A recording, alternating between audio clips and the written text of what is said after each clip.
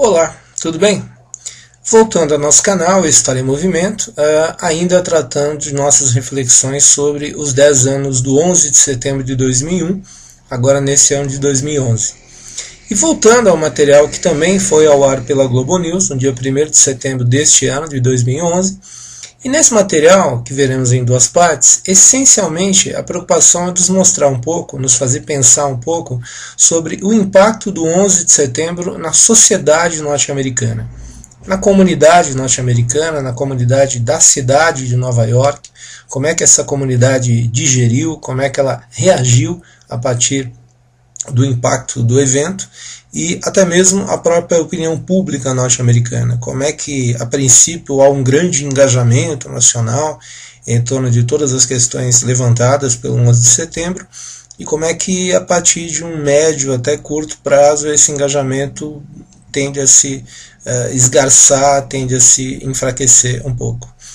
Nessa primeira parte começaremos então a observar esses impactos sociais, poderíamos assim dizer, do 11 de setembro de 2001. É o que passamos a ver na sequência.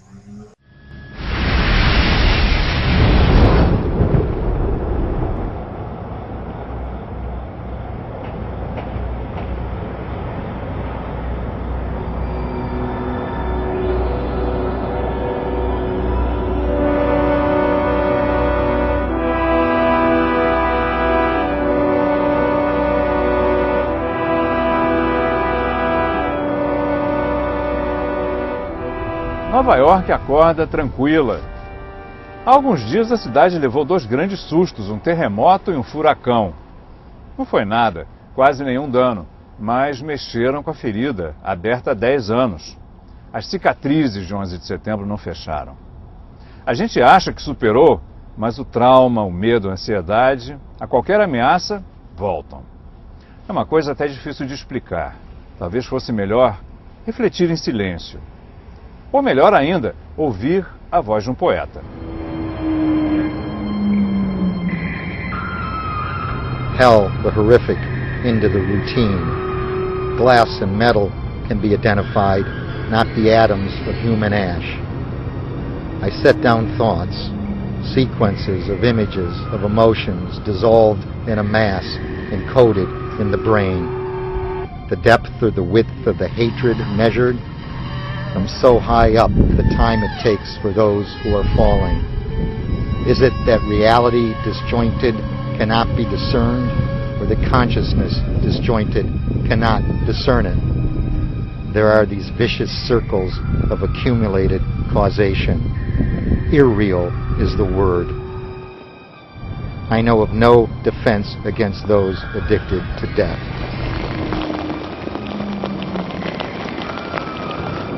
Did you feel that with these scares of earthquake, hurricane, that people got back that feeling of anxiety and fear? So the scars of 9/11 are really not closed? Well, no. I mean, for those of us who were directly affected by it, no, I don't think it'll ever go away. You develop an imagination for the horrible, because the horrible occurred.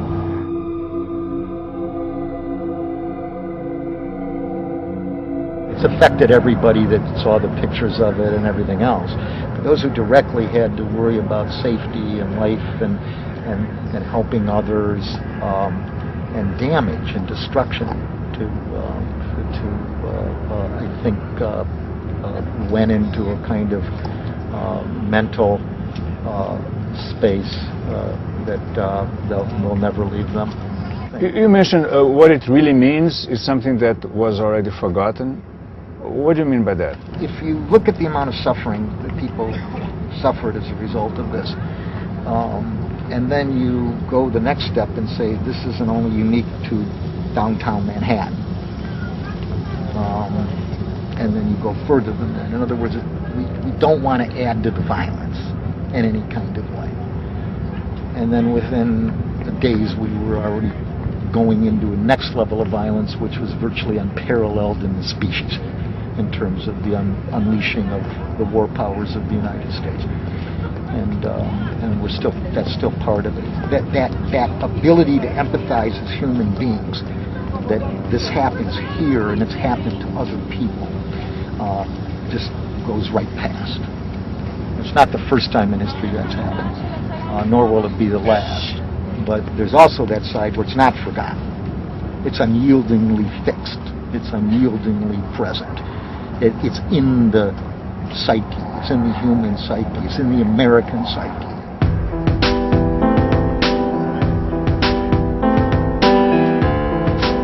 Well, Battery Park City, which is right across the street from the World Trade Center. They were evacuated, right? They were. They fled for their lives. You hear account after account of people being in their buildings, seeing the buildings burn outside their window, feeling the heat through their window. There are two things you should know about this cloud. One, it isn't only ash and soot, but metal, glass, concrete, and flesh. Two, soon, any one of these pieces of metal, glass, or concrete might go through you. When the buildings collapsed, people's windows were blown in. If they were fleeing, you have these heartrending stories of parents with their children running for the waterfront to escape, looking behind them and seeing this massive wall of dust coming. And a couple of people that I knew said, you know, I saw this wall of smoke coming at me, and I thought to myself, when it reaches us, there'll be no air, and I'm going to die with my children. And you know, even now, 10 years later, it's very emotional for me to hear that story. Sobre esse aterro surgiu novo bairro, Battery Park City. Para a construção das Torres Gêmeas, milhões de toneladas de terra foram escavadas e jogadas no rio Hudson. Quando as torres caíram, os moradores tiveram que fugir da nuvem de detritos, atravessando o rio para sobreviver. Só puderam voltar meses depois. O bairro gêmeo do World Trade Center é também gêmeo na dor e na recuperação. And so what the community went through was very, very dramatic. And it was probably the one neighborhood where, while the rest of the country felt the effects of September 11th emotionally, their lives were disrupted physically for months afterwards. They couldn't get back into the buildings. When they got back in, they couldn't drive there. Other visitors couldn't come into the neighborhood. They had nowhere to get groceries. They had nowhere to get medication. They had nowhere to do the simplest sorts of activities. Their subway stops were closed. So they were in a day-to-day, very difficult position that I think the rest of the country, despite their sympathy, didn't experience. I think there are some important lessons to be learned that we can think about applying to all sorts of disasters and difficult conditions, whether they're terrorist attacks or hurricanes. One of the most important ones is that this neighborhood benefited a great deal from being able to recover in their own community with the people that they knew. If you think about Hurricane Katrina in New Orleans in the south of the United States, the people who were flooded there were dispersed all over the country, and so they were left to recover all alone. And the research that we see coming out of that event suggests that so much of the difficulty people are having to this day is because of their isolation.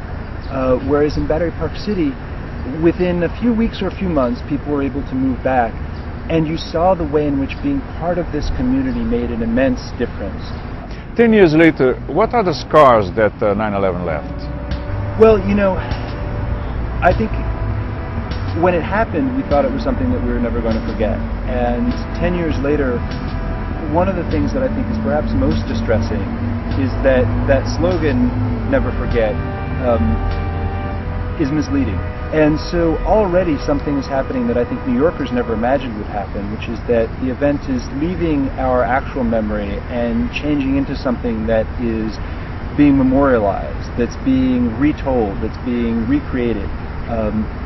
That something that was so raw and so immediate for people who were here on that day is, if not yet being mythologized, being separated from our everyday experience. And I think that that's difficult in a couple of ways. I mean, one, it's very disturbing to feel something like that drift away, people who lost people, feeling that distance grow. I think that it also means that we need to think a little bit more about what that event means. At least in New York, it's funny, I think, to an international audience, The U.S.'s military response afterwards makes it sound as though the U.S. was very attentive to it as a terrorist attack, as an attack on the United States, as sort of a militaristic event. Inside the United States, it felt like a personal tragedy.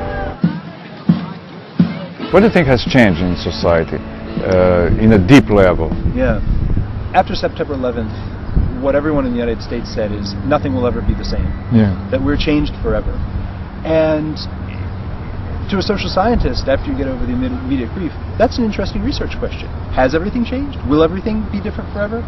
And I used some research by a man named Robert Putnam who had looked at the effect of World War II and had looked at the way in which there was much greater public participation, civic participation in the U.S. in the years after World War II, and it diminished since then.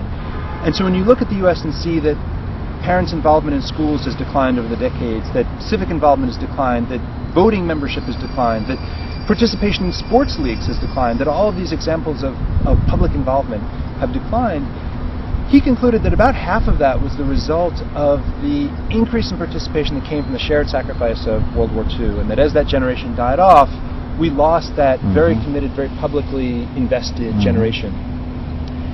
And so what we could expect from September 11th is that public participation would rise temporarily nationwide, but because it was not a long-term sacrifice, that was going to be a short-term thing. And indeed, that is what we found. That in the country as a whole, people really wanted to help after September 11th. They wanted to make sacrifices. They wanted to come together. But that feeling diminished. There was a half-life of about a month, and each month it was about half as strong as it was before. In Lower Manhattan, you had the only neighborhood that was physically disrupted by September 11th on a day-to-day basis for months and even years afterwards.